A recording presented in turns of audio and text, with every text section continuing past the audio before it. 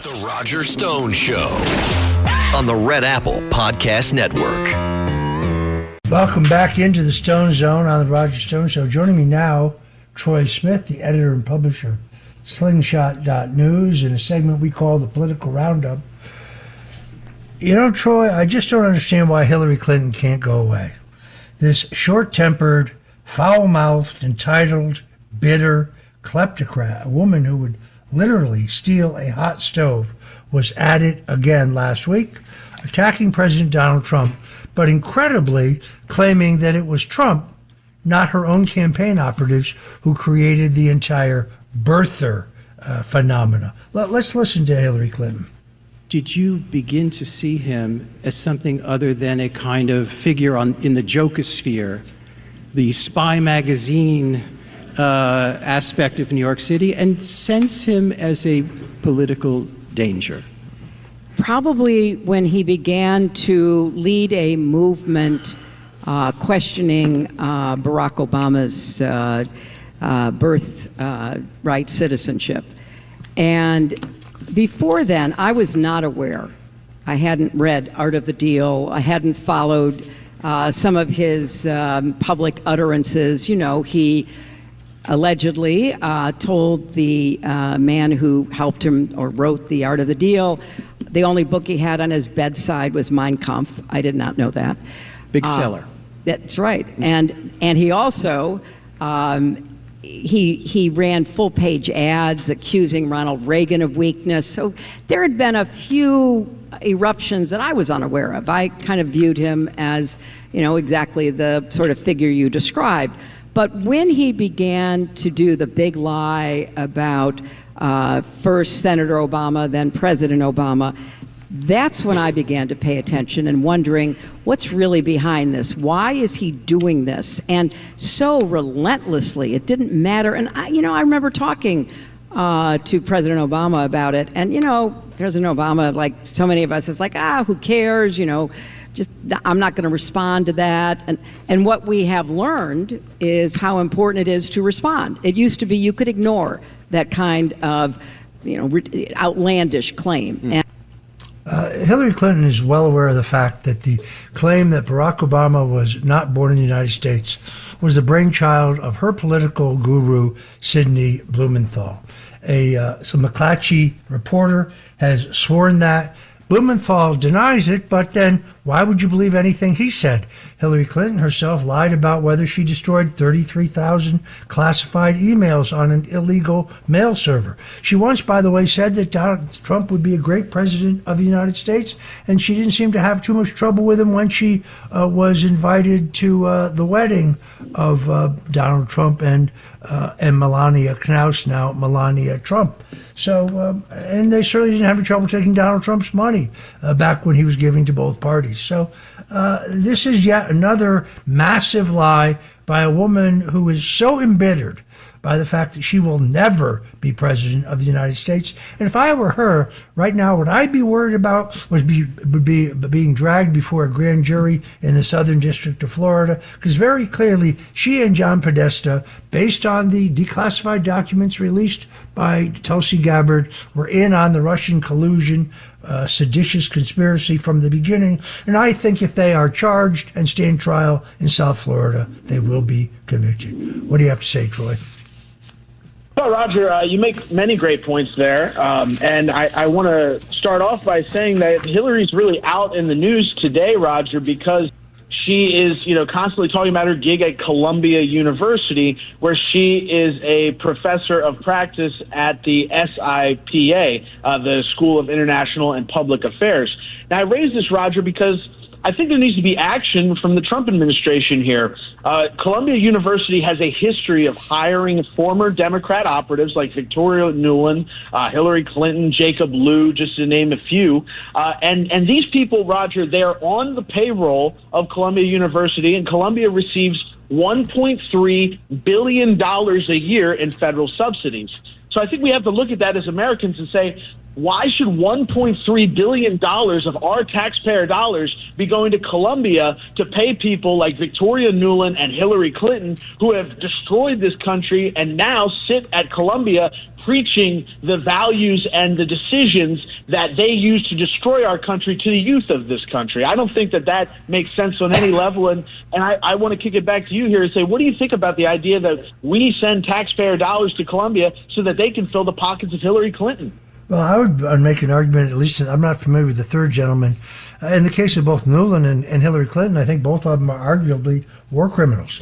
Nuland's activities in Ukraine, where she toppled a duly elected democratic government and then essentially propagated the war in which the United States violated the Budapest Memorandum and the Minsk Accords to try to force Ukraine into NATO, which is the reason for the current war between Ukraine and Russia.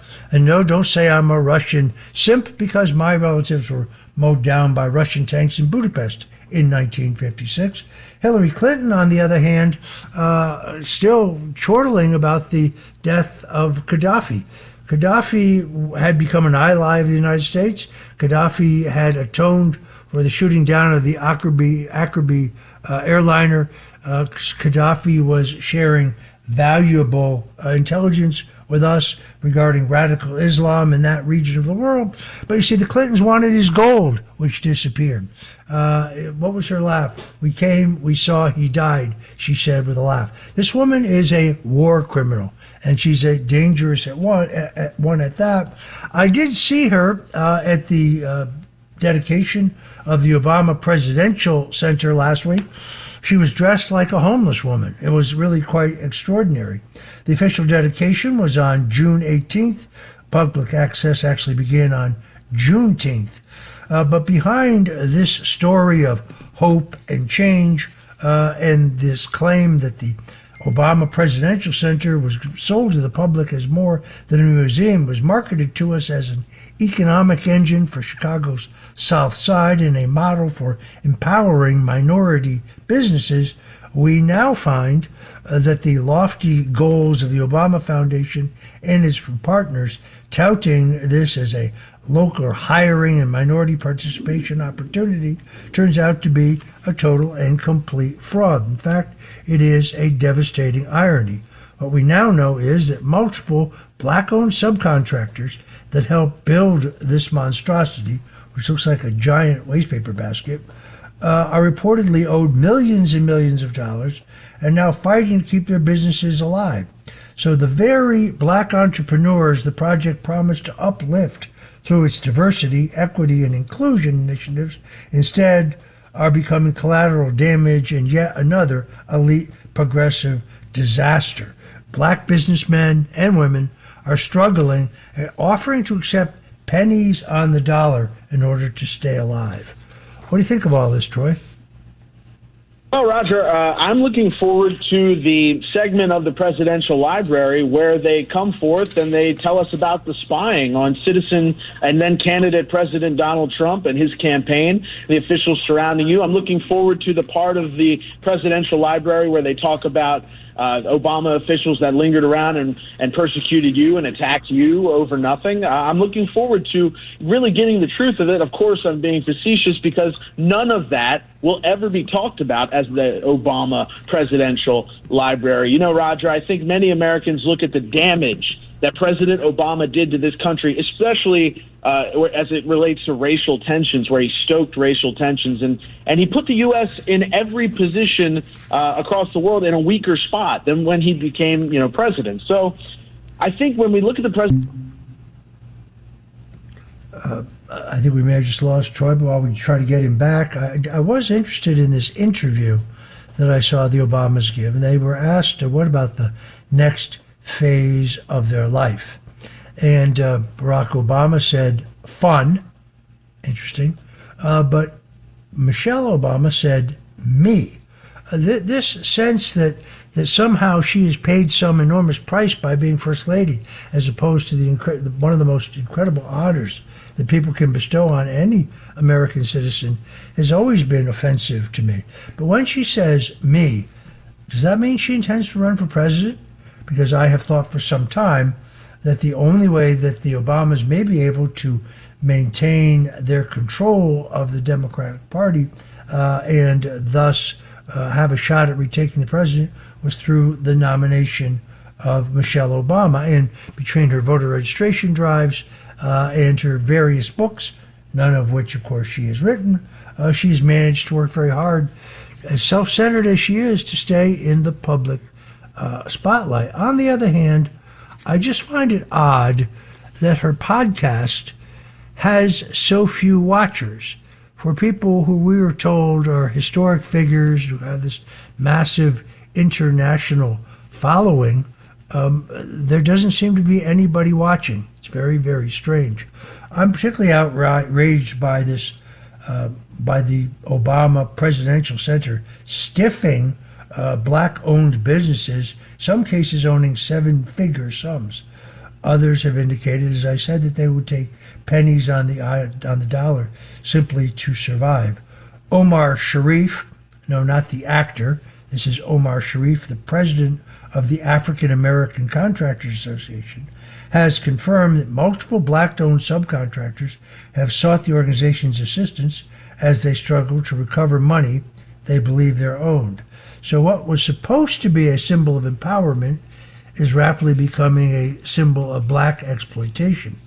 This controversy comes on top of an earlier federal lawsuit filed by the black-owned 2-in-1 Concrete Company against the project partners, alleging discriminatory treatment and business practices that nearly destroyed that company. Regardless of the eventual legal outcome, the pattern is difficult to ignore. The biggest players walk away protected, while the smaller, minority-owned businesses are left holding the bag. This is the story of mainstream media would rather not cover. So we saw all of the movie stars and all, Oprah Winfrey and all of the others, yet no place outside of conservative media do I find any coverage of the fact that they're stiffing these black contractors. The Obama Center now carries a price tag approaching $850 million. That's $500 million over budget after years of delays, cost overruns, and construction challenges. To me, this monstrosity of a building is the perfect metaphor for the chaos that we experienced under Barack Obama. Absolutely, Roger. It is just it's a shame that this has happened to our country, and it really is indicative of the left. You know, they are unable to relate to the people. So they bring up people like Bruce Springsteen. They bring up these elitist people that have no connection to the everyday working men who spit in the face of the everyday working men of this country. And I think, Roger, at the heart of it, you can speak to this better than anybody, that's why they hate Donald Trump, because Donald Trump has the unique ability to speak to the American people in a way that they not only relate to, but they believe in. And it's been his greatest asset, I think, throughout his political career, and he stands above anybody that I've ever seen in his ability to speak directly to the American people and his unwillingness, really, to feed the beast of the media in the way that they traditionally have been able to manipulate candidates. He manipulates the media. They don't manipulate him, and it's part of the reason they hate him. Yeah, I agree with that. This question of the Obama library is not merely a construction dispute. It's a window into the modern progressive movement itself. The left has become extraordinarily skilled at producing slogans, ribbon cuttings, symbolic gestures. But when ordinary working Americans, especially small business owners, need results instead of rhetoric, well, they're told to go pound sand. It is really disgraceful. And you're right, it contrasts with President Trump's economic philosophy, and that could not be clearer. Trump built his political movement around the idea that American workers, builders, and entrepreneurs deserve a government that rewards production rather than performance art, which seems people are getting. Trump has long argued that opportunity comes from growth, accountability, and keeping promises, not from endless lectures about equity, while politically collected elites enrich themselves and the working guys get stiffed. I'm Roger Stone. You're listening to The Roger Stone Show, and you're right here in the Stone Zone with Troy Smith and I, and we'll be right back. And I'm back with my colleague Troy Smith, the editor and publisher at slingshot.news. Troy, when it comes to the dispute and the war in Iran, Donald Trump doesn't seem to be able to catch a break. In other words, when he determined through the intelligence that they were closer to the development of a nuclear weapon than we had previously thought, he launched Operation Midnight Hammer, followed by Operation Epic Fury. The American left went completely and totally crazy. Now that he has cobbled together a peace deal that will reopen the Strait of Hormuz, that would bring gas prices back down, now they seem to be determined to sabotage that agreement. So we're in a situation where if Trump says up, they say down. If Trump says black, they say white. If Trump says red, they say blue.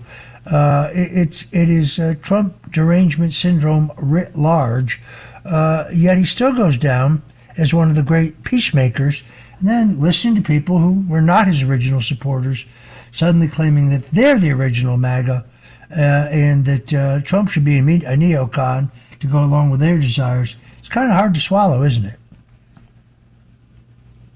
You're exactly right in that he's kind of caught between a rock and a hard place. You know, between the Democrats and the neocons, they can't decide which way is best to destroy the country. They fight about that constantly.